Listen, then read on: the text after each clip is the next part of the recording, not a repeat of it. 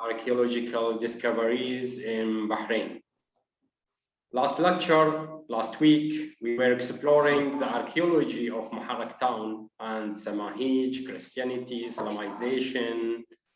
But today we will move from Muharraq to another area in Bahrain. It's Ali village, where we will discover the royal mounds with our distinguished guest and speaker, Dr. Stefan Larsen. He is an archaeologist and curator, head of Oriental Department at Moscow Museum, and he is honorary associated professor at Aarhus University, Department of Archaeology.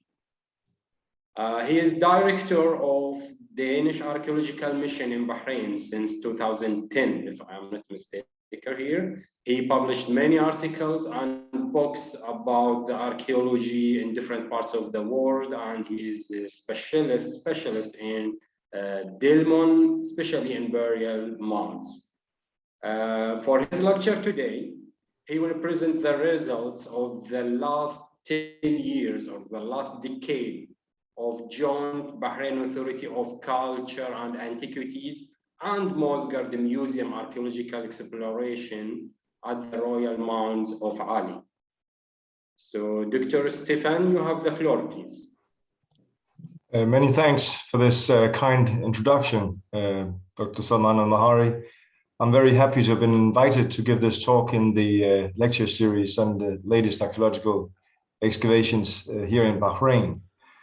First, I'll, as you said, present the results of the last 10 years of excavations at Ali, and afterwards I will go into the ongoing excavations at Mount Q. In the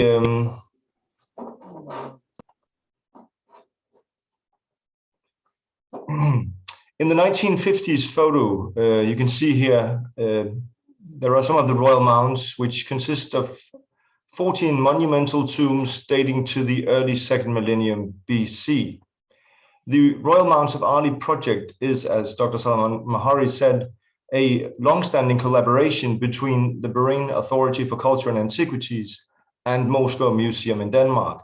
In 2017, we published the monograph you can see in the upper left corner on this work, and if you wish, a PDF of that book can be downloaded from my ResearchGate profile.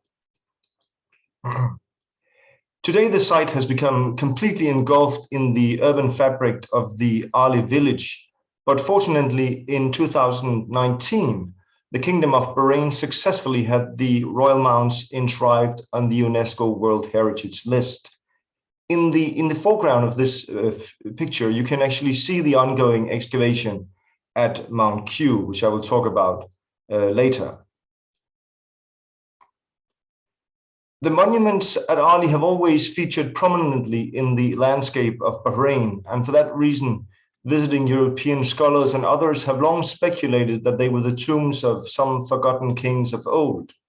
Bahraini archaeologists and many others before them had excavated at Ali, but the results were both disappointing and inconclusive. The mounds, which this project now has confirmed to be royal tombs, are located at the north end of a cemetery of originally more than 11,100 smaller burial mounds, which arguably makes it the largest of its kind in the world. Certainly, all the larger tombs were not those of paramount kings, but should instead be assigned to lower-ranking members of the royal family or senior courtiers. Accordingly, one of the first problems we have had to solve with the project was how to isolate the tombs of kings. Finding out which were the royal tombs proper is important because of the special genesis of this type of site. Uniquely, we can assume that the royal cemetery represents a continuous string of royal tomb building events and royal burial events, and so forth. And such a data set represents a very strong foundation in archaeology for chronology building, especially if every tomb building event could be radiocarbon dated. Then the dating range of each burial mound would represent a point in time in that anonymous king's reign.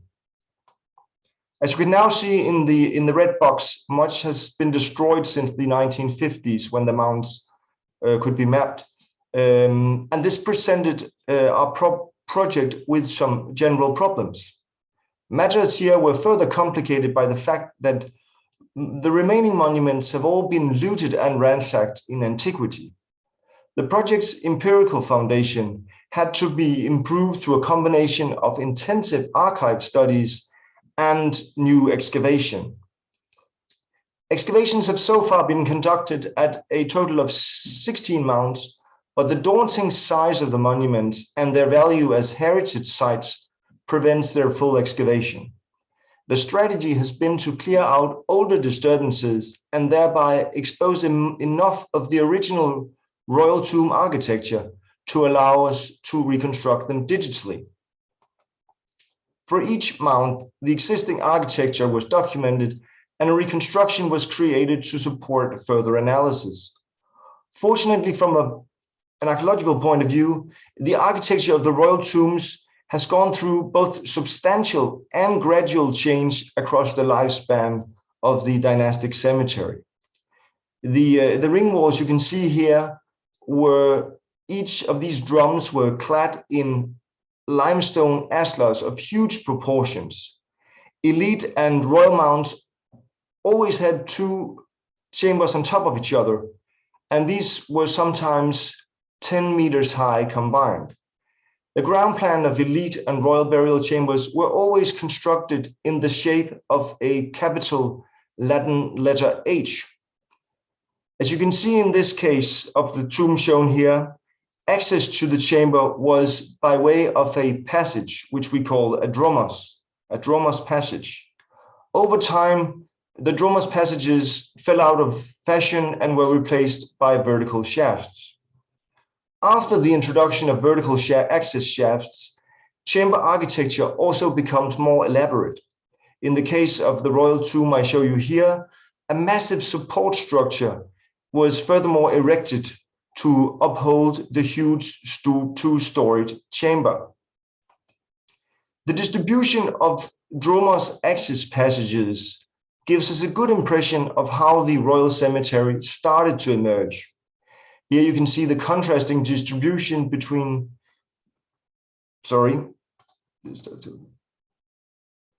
with the tombs with access shafts. The shaft was introduced about halfway into the lifespan of the royal cemetery, and this architectural change represents an excellent chronological marker for us. The burial chambers of both common people and preeminent Dilmunites appears to have been oriented to face the point of sunrise at the time of burial. That way, the dead, probably in accordance with religious beliefs associated with the journey of death, could be placed with a head towards the reborn sun. During the year, the point of sunrise moves across the eastern horizon, and in Bahrain, the orientation of the chambers display a corresponding fluctuation. In the royal cemetery, a change in tomb and chamber architecture has exposed some interesting details about the timing of the royal tomb building events. In contrast to ordinary burial mounds, the royal tombs had to be constructed well ahead of the time of the burial of the king. There was thus ample time to coordinate the building of the tomb with other events in the ritual calendar. At the earlier royal tombs with dromos, it can be shown how the chamber direction appears to have been staked out from the month of April to the month of September during what is the hot summer season. Perhaps the September equinox marked the end of elite tomb building and the beginning of other important events in Dilmun's ritual calendar. But later, that must have changed, because after the introduction of vertical access shafts, the chambers appears to have been staked out from October to April, when temperatures in Bahrain were much milder and cooler. The royal tombs that had proven to be the latest were constructed almost entirely of limestone plaster and stone. And these also represents the most elaborate tomb monuments in Eastern Arabia. They clearly imitate contemporary palatial architecture. One of the chief aims of the joint project's initial phase was to develop an absolute radiocarbon-based chronology of the royal tombs. The strategy was to locate charcoal samples inside the wall plaster and thus to date the tombs. This charcoal came from the palm branches, which had been used to burn the limestone, which was again used for the plaster, and thus date very close to the time of construction. As excavation expand our picture of the site, the resulting digital reconstruction completely alters our previous perception of the royal cemetery. This mapping represents a vital step, and although the reconstruction is far from complete, it still represents a significant advance from when our investigation started in 2010. Here you see the different types of burial chambers that were given to different social classes in early Dilmun society. The H shape being reserved for the highest elite. However, our analysis have shown that in every respect, the gigantic Ali monuments are in a class of their own. In addition to their exceptional size, their huge H-shaped chambers have in many cases been extended with an appendix room.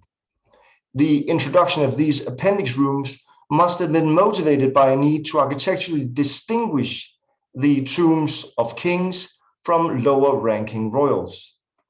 When the appendix room first appeared, it was only in the lower burial chamber, but already in the following generation of royal tombs, the appendix room is added to both the upper and the lower chambers. In the last two generations known of royal tombs, the appendix room has been equipped with an elevated podium step and extra minor alcoves. The introduction of appendix rooms must have been accompanied by new rituals of royal burials. And the introduction of new rituals is also evidenced by a notable development at the doorways of royal tombs. As a rule, after the burial, all elite burial chambers were sealed with a simple stone blocking door, and the dromos and later shaft was filled in with sand and soil. Ritual re-entering is possibly suggested by a small opening which recurrently can be observed in the upper left corners of blocking doors. The opening of the latest royal chambers are constructed as monumental palatial style doorways of dressed stone. The earliest monumental doorway is found still sealed with a stone blocking door, but now there is also evidence of a huge inner wooden door. The evidence for this inner wooden door is among other in the form of this pivot hole drilled into the stone roof. In the following generation of royal tombs, the stone blocking doors become replaced, or they are replaced with solid stone doors. The colossal stone door in the picture has been forced out of place by Bronze Age looters and is perfectly carved from a single slab of bedrock. The same tomb originally also had a wooden inner door. The location of a possible bar hole stone on the inside of the chamber suggests that this wooden door could only be locked by someone standing inside the tomb at the time, as you see here. This slightly unnerving fact was fully confirmed at the last of the royal tombs, where the bar hole stone was found still in place in the wall. This royal mound was completely excavated parallel to Morscore's excavations by our Bahraini colleagues from Bakka. And obviously, this inner door bolt and inner door has got you wondering as to whom was left alone in the dark tomb with the king to lock the door. Sensationally, there are 3 cuneiform inscriptions on fragments of stone vessels found in this tomb, which mentions the entombed king by name. The inscriptions were translated and analyzed by Professor Gianni Marchesi from the University of Bologna.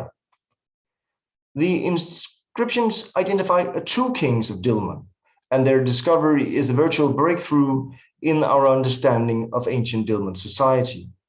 All three inscriptions read, Palace of Yakliel, the servant of Insak of Agarum. Yakliel is the very king entombed in this royal mound. The fact that all three inscriptions mentions a palace suggests that the vessel belonged to such a facility and were transported to the tomb at the time of the royal burial. We already knew from the Babylonians that Insak was the ancient god of Dilmun, and that Agarum is probably the local name used for Dilmun. The expression the servant of Insak of Agarum must have been the royal title of Dilmun kings. This exact title was already known from an undated inscription found in Bahrain in 1879. This now lost inscription is identical to the three new inscriptions, but the name Yakliel is replaced with the name Rimum. This Rimum was a completely enigmatic figure in Near Eastern studies. Amazingly, one of the three new inscriptions explicitly states that King Yakliel was the son of Rimum.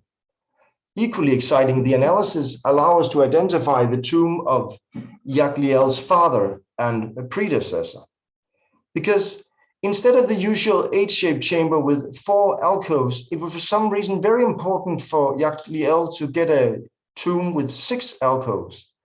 But because of an architectural mistake at the tomb entrance, which had caused the inner door to function improperly, they had to redesign the tomb, and it gave it a strangely asymmetrical appearance. The tomb should have looked like this. And that brings me to my point, because the intended design of Yakliel's tomb would have made it absolutely identical to the neighboring royal mound. And by implication, we can identify the tomb of Yakliel's father and predecessor, King Rimum. All evidence suggests that Yakliel's tomb was one of the very last built in Arli, and that Yakliel had been laid to rest in an orderly fashion by his anonymous son and successor, whom was probably the last king of the dynasty buried at Arli. It was necessary in this project to analyze the overall expansion of the cemetery to understand the spatial evolution of the royal cemetery proper. I've argued that elite mounds first started to develop here along a ceremonial road of some sort. At the northern end here, the 5 largest ring wall encircled tombs form a distinct linear pattern alongside this purported ceremonial road. These now destroyed tombs were much lower than the ones in the royal cemetery proper, and probably constitute Dilmun's first dynastic cemetery institution. I have suggested that the royal cemetery proper up here was first founded by laying out a symmetrical quartet of stone rings. The rings, which were eventually filled as royal tombs accumulated. And over time, the ceremonial road became encroached with new mounds, and a new road was eventually staked out. The quartet of rings which founded the cemetery is conspicuously reminiscent of the official trademark found on the back of over 1,000 Dilmun stamp seals dating to this precise period. 2 stone rings were later added to the west to expand on the cemetery's spatial symmetry. Hereafter, the cemetery reached its final extent, and the dynasty at Arli eventually lost its grip on power. The architectural analysis have placed the royal mounds in a relative sequence, and this provides us with a partial king list of Dilmun kings. The sequence has been used to model the radiocarbon datings we made from the charcoal from the tombs using a statistical method called Bayesian statistics. The resulting model and absolute chronology represents a very important step that now allow our discussions on Dilmun to be firmly linked with neighboring historical chronologies and over-regional developments. The model, among others, shows that King Yagliel's tomb, with a very high probability, was built sometime between 1738 and 1658 BC. Shown here in brown is the earliest stage in the dynastic cemetery at Ali. These, what we can call proto-royal tombs, have been destroyed for over 50 years and are hopelessly beyond our reach. In contrast, most of the blue mounds in the royal cemetery proper endures as monuments over Dilmun's forgotten royal dynasty and a World Heritage Site. And the joint efforts of Bahrain and Moscow continues at this site. Our analysis have showed that things started to change at the royal cemetery after the founding quarteret had been expanded to the west. In the cramped space in the center of the western quarteret, the tomb of what must have been Rimum's father was eventually erected. That this tomb was added as an afterthought is confirmed by the smaller diameter of its outer ring wall. In consideration of the general consistency of the diameters of the outer ring walls around all other royal mounds, this must clearly have represented a compromise. However, to this king, the disadvantages of compromising on the diameter of the outer ring wall was apparently outweighed by the benefits of being able to assume a symbolically very powerful position in the absolute center of the quarteret of royal ancestors. That this king was clearly one of a kind in more respects than one is shown by other things. He also had the orientation of his tomb chamber reversed in what by some must have been regarded as a blatant contempt for half a millennium of religious practice. The building activities at the royal cemetery was hereafter referred to the eastern flank, started with the suggested tomb of King Rimum, and hereafter his son King Yagliel. The two smaller tombs up here, northwest of Yagliel's tombs, were removed in the 1980s. The larger and westernmost has been almost completely leveled and is currently under the modern village cemetery. More recently, we have luckily obtained information that confirms that this northernmost tomb was built in the same style of distinct palatial architecture as the tombs of Yagliel and Rimum. A local Ali potter luckily had kept a depot of a large number of dressed Bronze Age building stones from this tomb that had been given to him when it was leveled in the 1980s, and these documents our understanding of the tomb. As a result, the tomb can now tentatively be regarded as the tomb of the son of Yagliel, and he was probably the last king buried in the Ali cemetery. In the future, we hope to make a small excavation at the site and add C14 dating of this monument to the royal sequence. Last but not least, we are currently excavating, as I said, the royal mound called Mount Q. This royal mound had not previously been investigated by our mission or any known historic tomb explorer. As some may have noticed earlier on the map of drummers and shaft distribution, this tomb was oddly marked as having both. The reason for this is that our excavations have shown that Mount Q was originally built as a drummus and formed part of the founding quarteret of royal tombs. Later, it was broken into, partially or completely emptied out, and rebuilt with a huge access shaft. Then a new royal burial must have taken place. The French jeweler Jacques Cartier visited Ali in 1911 And from that visit, we luckily have these two 110-year-old photos of Mount Q. Because of the relative small disturbances in the surface, we wrongly assumed that the upper chambers would be intact and available for archaeological study. Here you can see the ongoing excavation at Mount Q. The disturbance into the chambers has, as I said, proven much greater than what we expected, but they tell a very interesting story. As you see here, all the soil and sand is taken out manually using buckets. Sorry. Here you can see the ongoing excavation. The disturbance into the chambers are so great that the entire upper chamber has been removed. In the right-hand photo, the people are standing right where the upper chamber used to be located.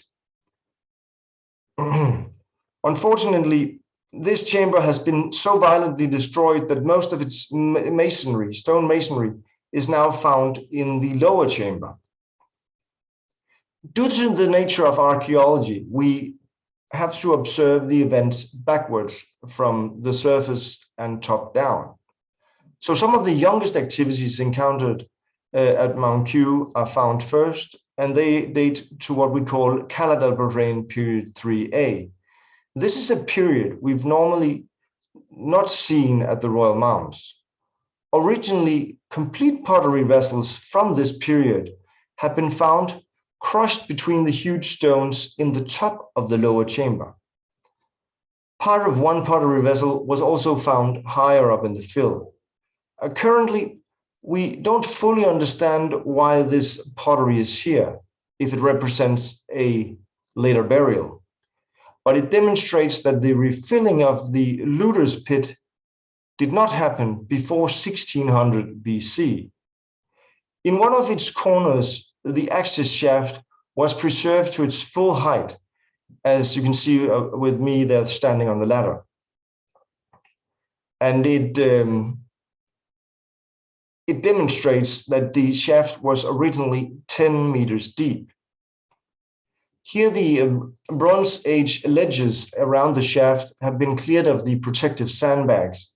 And the photo here show the now fully excavated shaft and give you an impression of both its scale and proportions. The stone blocking door to the lower chamber remain intact, but regrettably, the stone roof has been removed and the chamber has clearly been looted. We still have not excavated the chamber. The rear end wall of the shaft revealed that the mound originally had been built as the Dromo's passage, as I said. The Dromo's fill from the original burial had not been completely cleared, and the back wall of the shaft had been constructed on around 1.5 meters of the original Dromo's backfill. Probably the second king buried had died untimely and long before he had had time to construct a tomb of his own. Here you see detailed photos of the lower portions of the shaft. In the central photo, one can see the curious high position of the foundation of the rear end wall, as I showed you earlier. The original Dromo's field, undisturbed by the second burial, has kept the lower portions of the wall from being plastered over during the secondary conversion to a shaft.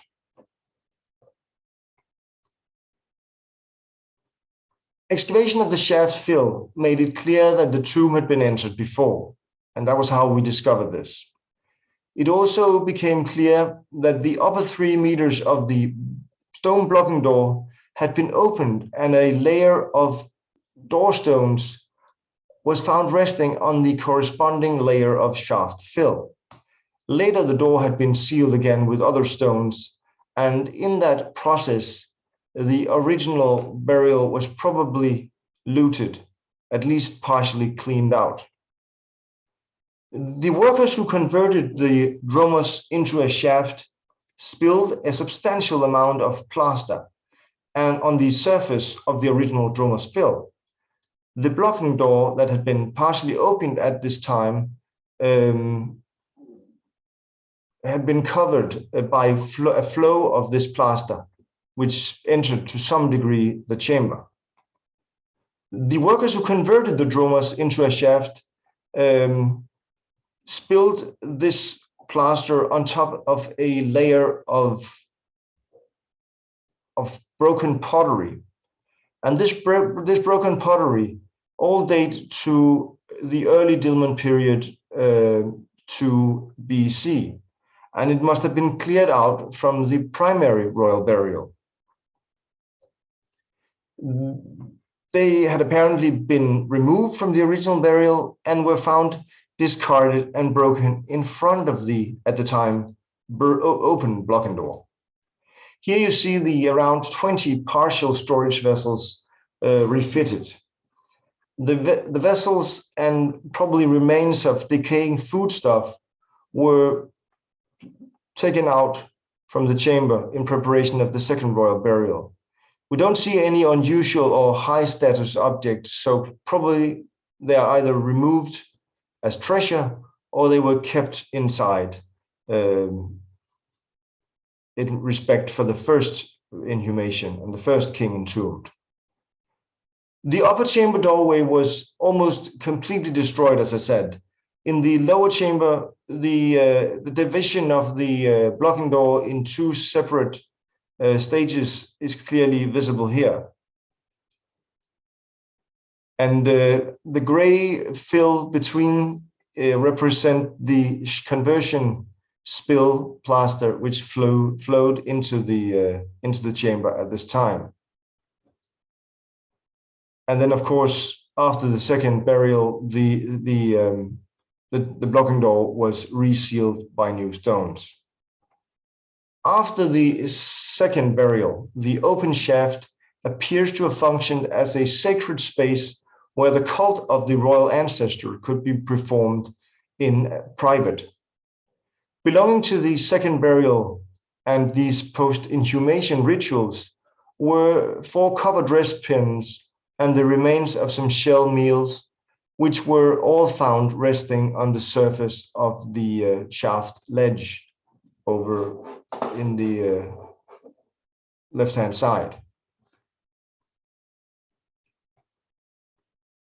Here you see a section that we've documented through the shaft fill. The material at the bottom of the shaft represents, as I said, the original dromos filled after the primary royal burial, which was not removed during the conversion. This sheer layer represent tumbled boulders and debris from the breakdown of the upper half of the blocking door. This is the soil and sand layer that accumulated during the shaft conversion.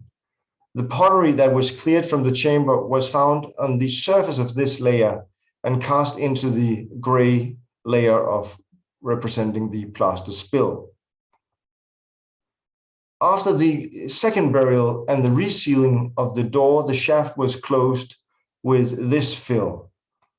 And then up here in the top, the tomb was at some point looted and ransacked.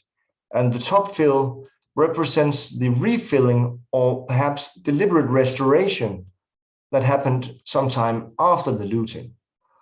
The pottery I showed you earlier tentatively suggests that this may have happened around 1600 BC, but we still work to understand this better.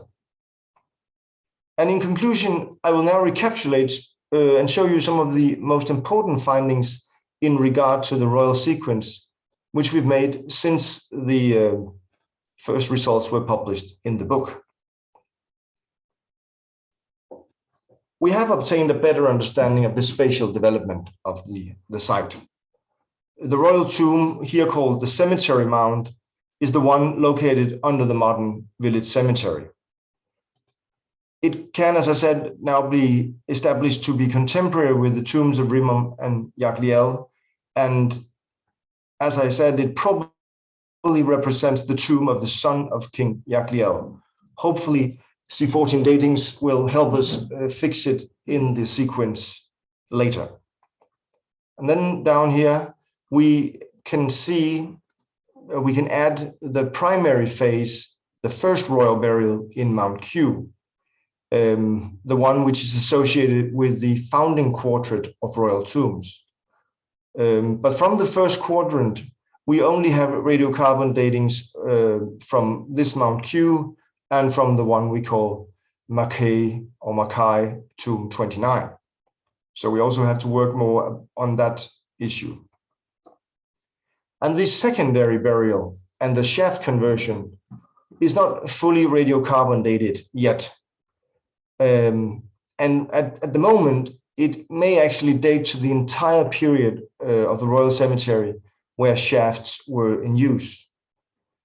But there is evidence to suggest that it should be dated to before Mount O, which is the one I said possibly can be associated with the father of King Rimun.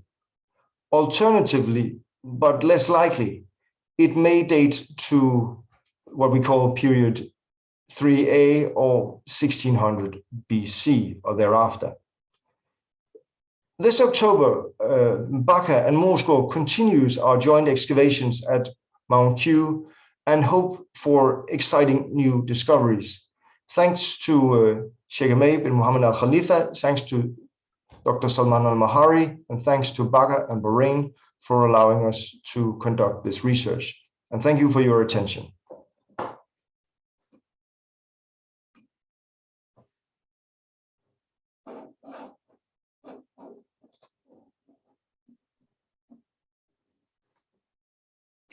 Thank you very much, Dr. Stefan. This is really exciting and interesting information and lecture given by you about the Royal Cemetery at عالي. And we have seen during your lecture, the kings that were buried there, Rimon, his son, Yagliel, waiting for more excavation, more results during your next season, inshallah. So I open the floor now for questions, please.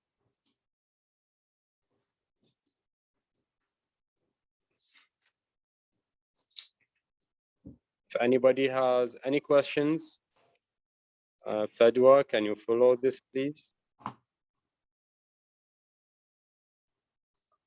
Ibtisam? Yes, good afternoon, everybody. Assalamu alaikum. Mr. Salman, thank you so much, and Mr. Larson for the useful information. I work in the Embassy of Bahrain in Brussels, which covers our relationships with Denmark. So I would like to reiterate our pride in the long history of collaboration with Denmark for over 70 years, and specifically in excavations. My question is regarding the current excavation round. Were there any findings that were interesting regarding perhaps any female royals buried in Bahrain? The sad answer is no. One of the reasons we selected Mount Q for excavation was that we hoped to find an intact upper chamber where there's been some speculation that that's a good place to look for the queens. We have no proof of that, but it's a hypothesis that makes good sense. But unfortunately, someone has taken good care of destroying all the upper chambers in almost all the royal tombs. And the strange thing is that in all the surrounding elite mounds, no one has taken the time to do this. And it is an enormous project to destroy these chambers. So it must have been a deliberate political act at some point. But hopefully we will still find a place where we can maybe solve the question of the queens. But we can still also be lucky that inscriptions will reveal more. I hope that answers the question.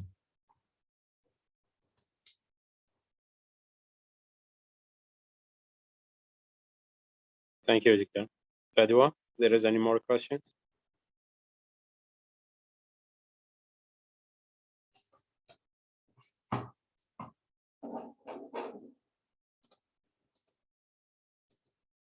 If there is no more questions, يعني we reach the end.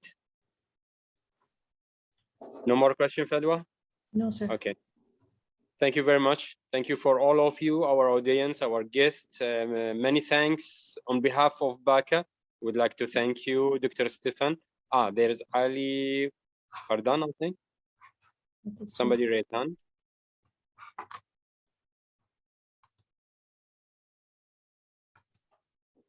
Fadwa? Okay. No, sir. Actually, I'm facing a problem with the internet here, the connection. So I'm using my telephone. So I don't have the full screen to see everybody. So I'm sorry for this. Thank you again, Dr. Stefan Larsen, for your time. You're welcome. Thank you for yours. Waiting to see you again in Bahrain. Inshallah. Thank you so much. Thank you. Thank you very much. Thank you. We appreciate your time. Thank you. Thank you. Thank you for our guests and audience. Thank you so much.